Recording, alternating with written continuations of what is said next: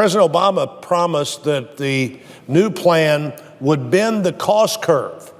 Said bend the cost curve and bring health care costs down. And I think that the topic he was discussing with health care coverage costs down by $2,500 for the typical family.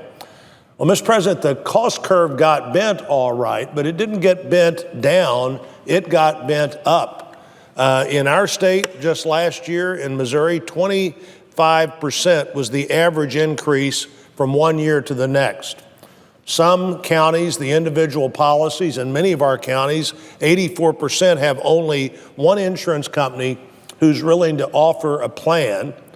That should tell you something right there about whether the exchange idea worked or not, the way it was put together. Clearly not working. Now, we can continue to move forward and act like that doesn't matter, but it matters a lot. We have 114 counties, and the city of St. Louis in our Constitution functions as if it were a county. 115 of those entities, the county-like entities, 97 of them have only one company willing to offer insurance. In all of them, the average increase statewide was 25% one year over the next, and that's just 1 year, and it's not even next year.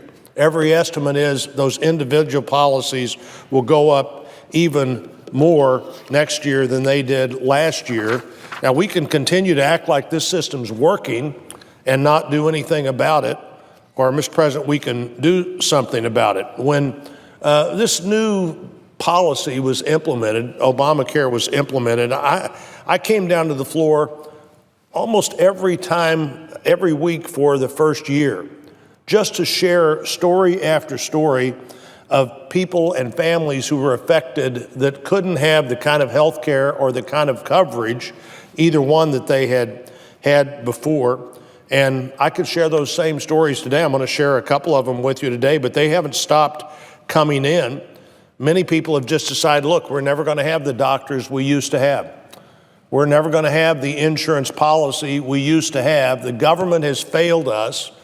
We had a policy that we were paying maybe a third of what they're paying now that had higher coverage, but after a while, you quit complaining and understand that your government has actually come up with a system that, for your family at least, was worse than the system they had. But, you know, we talk about cancellation notices being sent out by the thousands of families, thousands of individuals got cancellation notice.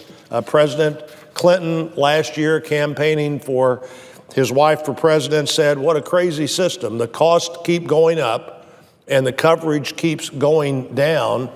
There's clearly something wrong here, and we need to do something about it, and we should be working together, Mr. President, to doing something about it. When I'm home and talk to people about this, when people contact our office about this, they just continue to say over and over again, this has gotten worse. Now, we'll get some calls, and I'm glad to get them, but people say, we want to be sure that you understand what happens to individuals like the two people my friend from Maine mentioned, and we're looking for ways to be sure they don't get left out. But let me tell you some of the people that have been left out. Tom and Kathy, a married couple from Kansas City, told me that their out-of-pocket costs have jumped from $2,700 in 2014, that was the first year of this health care plan, to $5,000 in 2017. In addition, their co-pays have increased, in their case, appear to be lucky, only by 20 or 30%. They're not by themselves. Tony, an insurance broker in Northwest Missouri, recently told me about a client who was shopping for coverage. The client realized that the only plan she could afford would force her to spend for herself almost $5,000 a year in insurance premiums, on top of having another $5,000 deductible before that insurance that she was paying for every month would do any good. She said she would be spending almost $10,000 without receiving anything, and it made absolutely no sense.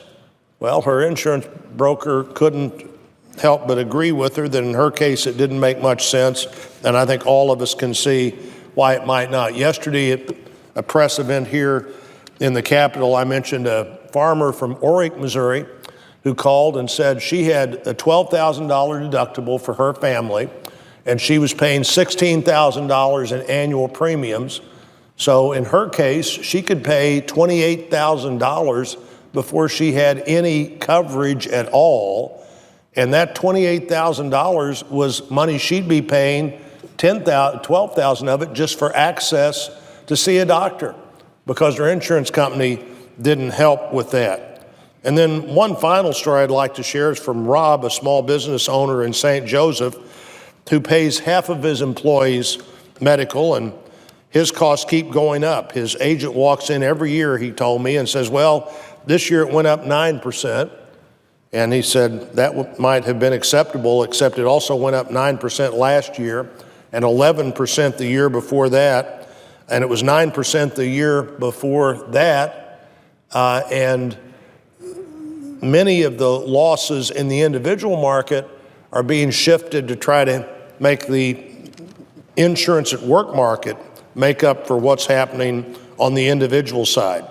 Year-over-year premium increases, skyrocketing deductibles, and higher out-of-pocket cost. That's the status quo under what we have now, and it's unacceptable. That's why Republicans have made clear that we're going to move forward to solutions that will address some of the major issues in our healthcare system and look for ways to bring down costs and expand access to quality, affordable coverage, but more importantly, quality, affordable care. I urge my colleagues to work with us, to join in this effort, to help us find solutions, to be sure we don't leave people out who shouldn't be left out, but we also make access to health care more possible for more families and more individuals than it is today.